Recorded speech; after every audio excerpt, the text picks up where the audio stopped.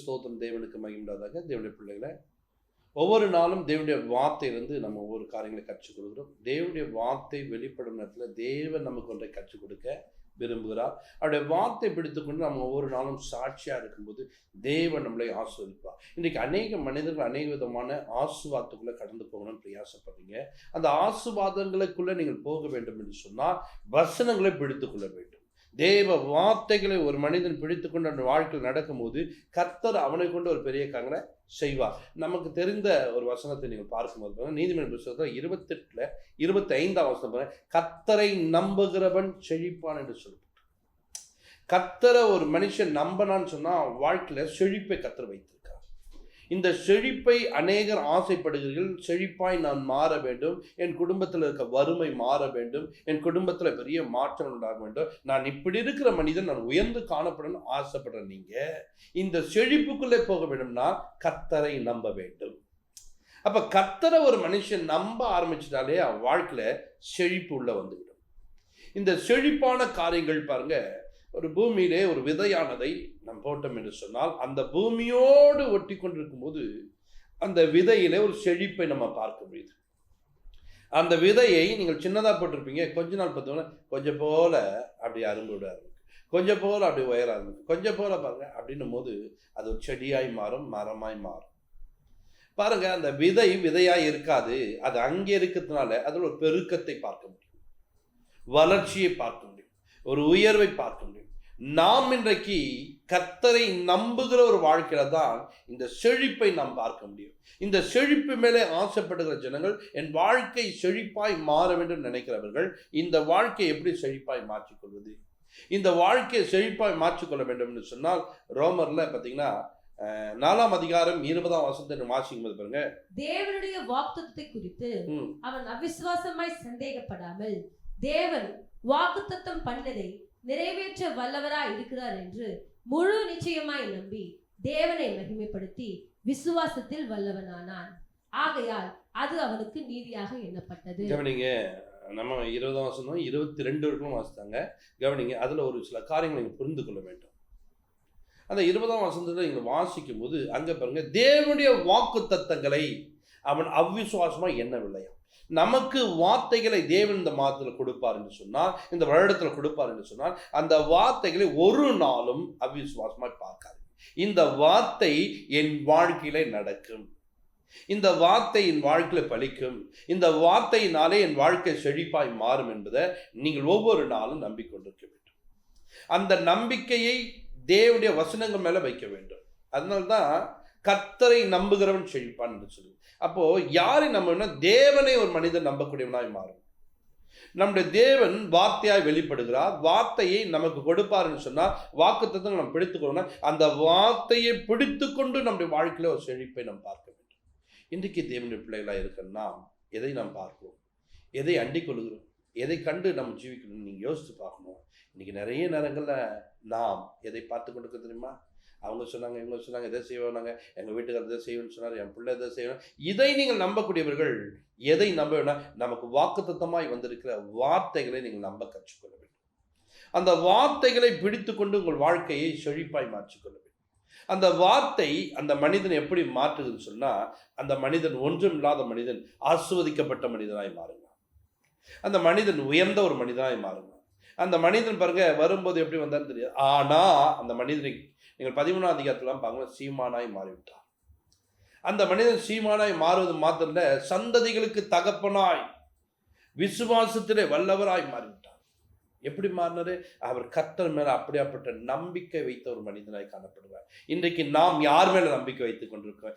எதை நம்பி உங்கள் ஜீவியம் இருக்குது? யோசிச்சு பாருங்க. இன்றைக்கு நீங்கள் வேறு எது மேலாம் நம்பிக்கை வச்சுன்னா, இந்த வீட்டை நம்பி தாங்க இருக்கிறேன்.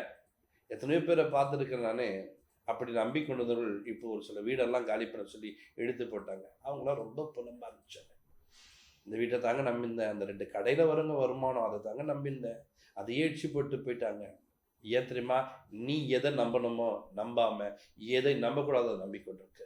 தேவனுடைய பிள்ளைகளை, இந்த பூமியில நாம் எதையும் நம்ப வேண்டியதில்லை. நமக்கு ஒரு தேவன் இருக்கிறா, அவரை நம்புங்க, தேவனை சார்ந்து கொள்ளுங்க, தேவன் உங்களை ஆஸ்வதிப்பா. அதுல பார்த்தீங்கன்னா 21 நீங்க வாசிக்கும் பாருங்க, தேவன் வாக்குத்தத்தம் பண்ணதை நிறைவேற்ற வல்லவராய் இருக்கிறார் என்று முழு நிச்சயமாய் நம்பி தேவனை மகிமைப்படுத்தி விசுவாசத்தில் வல்லவனானான். கவனிங்க, அங்க வார்த்தை நீங்கள் படிக்கும்போது இந்த வார்த்தைக்குள்ள நீங்கள் ஒரு காரியத்தை முழு நிச்சயமாய் நம்பக்கூடிய ஒரு மனிதனாய் மாறினார்.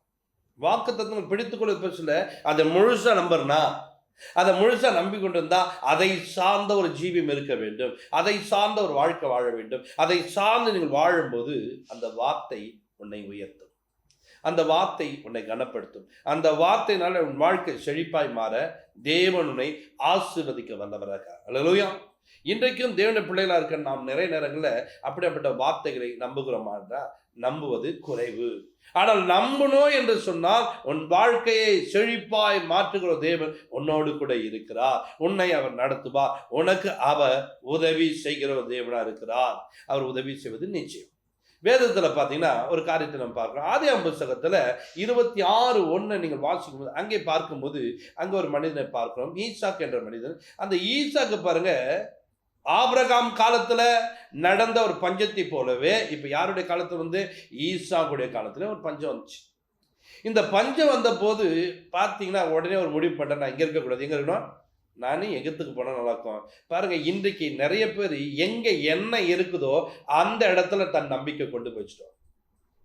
எங்க அம்மா வீட்டுல இருந்தா நான் நல்லா இருந்திருப்பேன், பாருங்க அவங்க வீட்டுல கொஞ்சம் நல்லா இருப்பாங்க, செழிப்பாருங்கன்னா அங்கே இவங்க நம்பிக்கை வச்சுருவாங்க. அப்ப இந்த வீடு என்னாச்சு, இந்த வீட்டுல ஒண்ணுமே இல்லையே, அப்ப இல்லைன்னு சொன்னா உங்கள் நம்பிக்கையை அங்க வைக்காமல் கவனிங்க. இல்லாத இடத்துல கவனிச்சுன்னா நம்முடைய தேவன் அங்க ஒரு அற்புதம் செய்வார். ஒன்றுமே இல்லை, அவர் வரவழைக்கிற ஒரு தேவன் என்பதை ஏன் தேவன் மேல் நம்பிக்கை வைக்க மாட்டீங்க? நிறைய நேரங்கள் நம்ம பாருங்க, இங்க இல்ல எல்லாம் சொன்னா இங்க இல்லைன்னுவா, நீ என்ன பண்ணுவ அதே தான் பார்த்துட்டு இங்க இல்லை, நான் இங்க இருக்க மாட்டேன். இங்க என்னங்க நடக்குது, இங்க ஒண்ணுமே இல்லைங்க, நாங்க கஷ்டப்பட்டு கிடக்குறேங்க. ஏங்க இந்த இடத்துல தாங்க நீ நம்பிக்கை வைக்கணும். இந்த இடத்துல நம்பிக்கை வைக்கும் தாங்க உன்னை ஆஸ்வதிப்பாரு. நீ அதை விட்டுட்டு என்ன பண்ண, அங்க நல்லா இருக்கிறாங்க, அங்க நல்லா சாப்பிட்றாங்க, அங்க நல்லா ஆசுவாங்க, அங்கே எல்லாருமே நம்பிக்கை வைப்பாங்க. அந்த இடத்துல எல்லாரும் நம்பிக்கை வைக்கிற இடத்துல நம்பிக்கை கூடாது.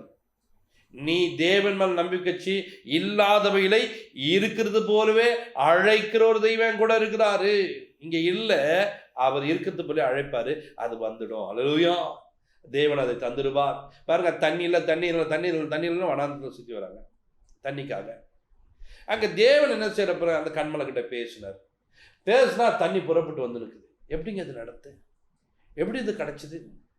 அங்க இல்ல, நம்பிக்கையோடு கர்த்தர் சொன்னார் என்ற வார்த்தையோடு போய் நிற்கும் போது அங்கே தண்ணீர் புறப்பட்டு வருகிறது. அங்க வழியே இல்லை.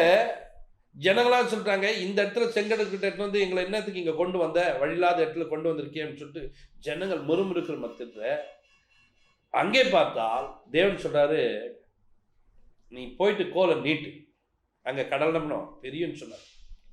இவர் போயிட்டு இல்லாத ஒரு காரியங்கள் தேவன் சொன்னார் என்ற ஒரு நம்பிக்கையோடு போய் நிற்கும் போது அந்த கடல் 2ஆய் பிரிவதை பார்க்கணும். ஜனங்கள் அதற்குள்ளே கடந்து போகிறார்கள். அதற்குள்ளே பாதையை உருவாக்கி தருகிற ஒரு தேவனா இருக்கிறார். உன் வாழ்க்கையில என்றைக்கு எது இல்லையோ, எந்த வீட்டுல நீ இன்னைக்கு ஆசீர்வாதம் இல்லாம இருக்கிற அந்த இடத்துல உனக்கு ஒரு தேவன் இருக்கா பாரு, அவர் மேல நம்பிக்கை வைத்துப்பா. அந்த தேவன் அதே இடத்துல ஆஸ்வதிக்க தேவன் வல்லவரா இருக்கிறார். அதே இடத்துல தேவன் உயர்த்த வல்லவரா இருக்கா. இன்றைக்கு அப்படியாப்பட்ட ஒரு பெரிய நம்பிக்கையை அநேகர் வைப்பதில்லை. ஏன்னா அப்படியாப்பட்ட நம்பிக்கை உள்ளவர்கள் இன்றைக்கு குறைந்து போய் கொண்டிருக்கார். தேவ பிள்ளைகளை, நாம் இந்த நாளில் விசுவாசிக்கிறோம் என்று சொன்னால் உன் நம்பிக்கை போல வேற யாரும் வைக்கக்கூடாது. நீ விசுவாசிக்கிறது போல வேற யாரும் விசுவாசிக்கூடாது. அந்த அளவுக்கு ஒரு நம்பிக்கை உள்ளவரா இங்க மாற வேண்டும். அந்த நம்பிக்கை உள்ளவரா இங்க நடக்கும் போது தேவன் உங்களை கொண்டு ஒரு பெரிய காரியங்களை செய்ய வல்லவராக இருக்கிறார்.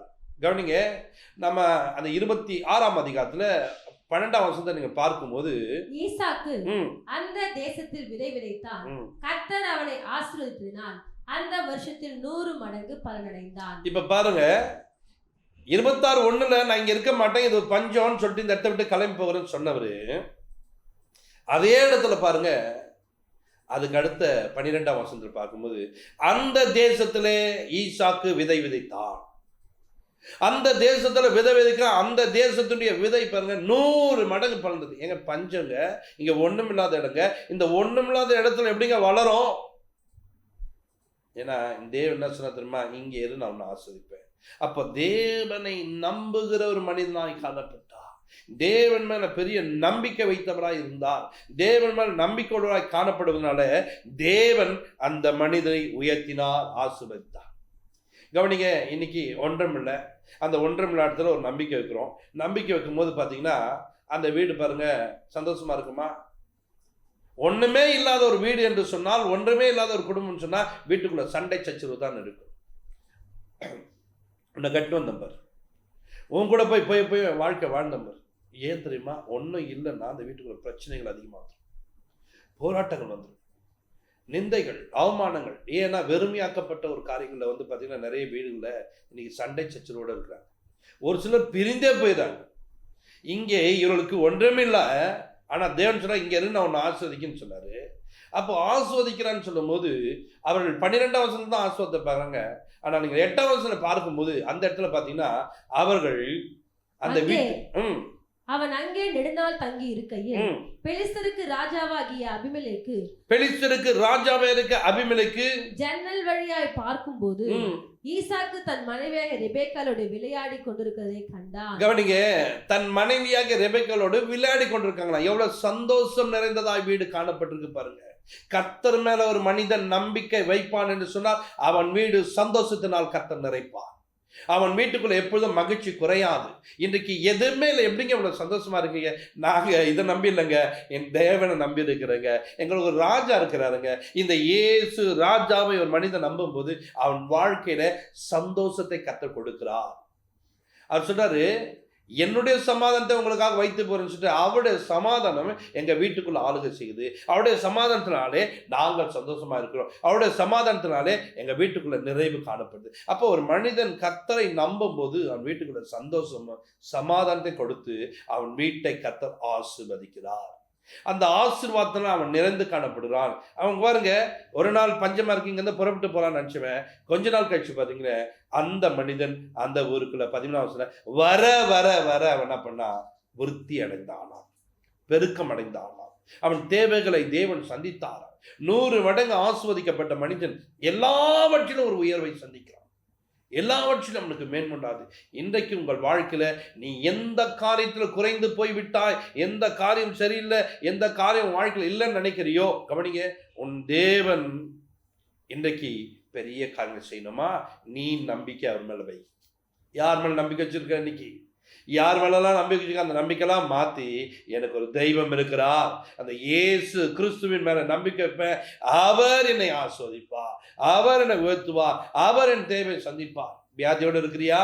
இன்னைக்கு சொல்லு, ஆண்டவரே நான் உங்க மேல நம்பிக்கை வைக்கிறேன். இந்த மாத்திரை மருந்துனால இல்ல, தேவன் மேல நம்பிக்கை வைக்கிறேன். நான் வியாதிப்பட்டு விட்டேன், என் சரீரம் பலவீனம் அடைந்து விட்டது, நான் இன்னைக்கு சோர்ந்து போய் காணப்படுறேன், இன்னைக்கு என் வாழ்க்கையில குறைவுபட்டவனா காணப்படுறேன், என் உறுப்புகள் எல்லாம் பலவீனம் அடைந்து விட்டது. எல்லாம் இருந்தாலும் இப்ப நீ சொல்லு, உங்க மேல நம்பிக்கை இருக்கிறேன், இந்த மாத்திரை மருந்துனால அல்ல, என் தேவன் பரம வைத்திருக்கீங்க, என் உள் உறுப்புகளை எல்லாம் பற்றியும் நீர் என்ன பண்ணுவீங்க? இன்னைக்கு புதிதாய் மாற்ற, அதை ஆசீர்வதிக்க, அந்த உறுப்புகளை மாற்றி கொடுக்க உம்மால கூடும் என்று சொல்லி அவர் மேல நம்பிக்கை வைக்க வேண்டும். அவரை நீங்கள் சார்ந்து கொள்ள வேண்டும். அவர் உங்களை ஆஸ்வதிக்க வல்லவராக. பிலிப்பியர்ல 1ஆம் அதிகாரத்தில் 5ஆம் வசனத்தை வாசிங்க. உங்களில் நற்கிரியை தொடங்கினவர் அதை இயேசு கிறிஸ்துவின் நாள் பரியந்தம் முடிய நடத்தி வருகிறவர் என்று நம்பி. கவனிங்க, உங்களுக்குள்ள நற்கிரியை தொடங்கி இருக்கிறார், உங்களுக்குள்ள துர்க்கிரியை வைக்கவில்லை. நீங்கள் தர்த்தத்தில் போவதற்கு, ஆசீர்வாதம் எல்லாம் போவதற்கு உங்ககிட்ட நற்கிரியை தொடங்கி இருக்கிறார். அந்த நற்கிரியை தொடங்கினவர் இயேசு கிறிஸ்து வரும் நாள் வரைக்கும் நீங்க நம்பி உங்கள் பயணத்தை தேவனை சார்ந்து ஓட கற்றுக்கொள்ளுங்கள். தேவனோடு நடங்க, கர்த்தர் உங்களை ஆசீர்வதிப்பார். ஜெபிப்போம். பரலோக பிதாவே, நீர் எங்களை நம்பி நாங்கள் நற்கிரியில் செய்கிறவர் என்று நீங்கள் நம்பி இருக்கிறீங்க ஆண்டவரே. இன்றைக்கும் நம்முடைய வார்த்தையை நம்பாமல் எதெல்லாம் நம்பிக்கொண்டிருக்க ஜனங்களுக்காக இன்றைக்கு அப்படியாப்பட்ட ஜனங்கள் வசனத்தை நம்பி ஆண்டவரே இன்றைக்கு செழிப்பான ஜனங்களாய் மாற, அன்றே செழிப்பு, அன்றே இந்த பூமியில வாழ்கிற நாட்களை வறண்டு போன நிலைமை, சோர்ந்து போன நிலைமை வாழாதபடிக்கு ஜனங்கள் செழிப்பாய் வாழ உம்மை சார்ந்து ஜீவிக்கட்டும், உம்மை நம்பி வாழட்டும். உம்முடைய வார்த்தையை நம்பின ஈசாக்கை கர்த்தர் 100 மடங்கு ஆசீர்வதித்து பெருக செய்தது போல இந்த நிகழ்ச்சியை பார்க்கிற ஒவ்வொருவரும் அப்படி ஒரு பெருக்கத்துக்குள்ள வரட்டும். ஆசீர்வதியும் பெரிய காட்சியை அற்புதமாய் கர்த்தர் நடத்தும். இயேசு கிறிஸ்துவின் ஜெபத்தில் நல்ல பிதாவே, ஆமென்.